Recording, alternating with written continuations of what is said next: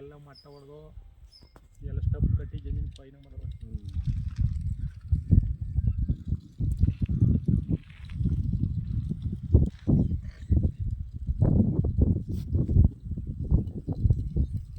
ಅಲ್ಲಿ ಕಾಣ್ತಾ ಇದೆಯಲ್ಲ ಅದೇ ತಾರೋಡು. ಇದೊಂದು ಡ್ಯಾಮ್ 4 ಎಕರೆ ಬರುತ್ತೆ ಇದು.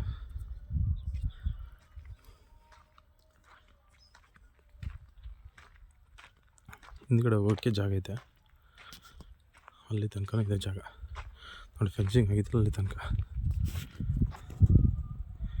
ನೋಡಿ. ಅದು ವಿಲೇಜ್ ಟವರ್ ಕಾಣ್ತಾ ಇದೆಯಲ್ಲ, ವಿಲೇಜ್. ಅಲ್ಲೆಲ್ಲ ಬಾಳೆ ಹಾಕಿದೆ. ಇದು ಶೆಡ್ ಇದೆ, ಬಾಳೆ ಹಾಕಿದ್ದಾರೆ ಅಲ್ಲಿ. ಇದು ಉಳುಮೆ ಮಾಡಿದ್ದಾರೆ.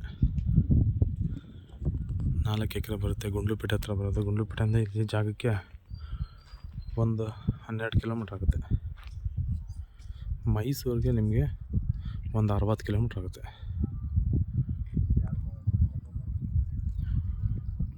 ಸೋಲಾರ್ ಫೆನ್ಸಿಂಗ್ ಆಗಿದೆ,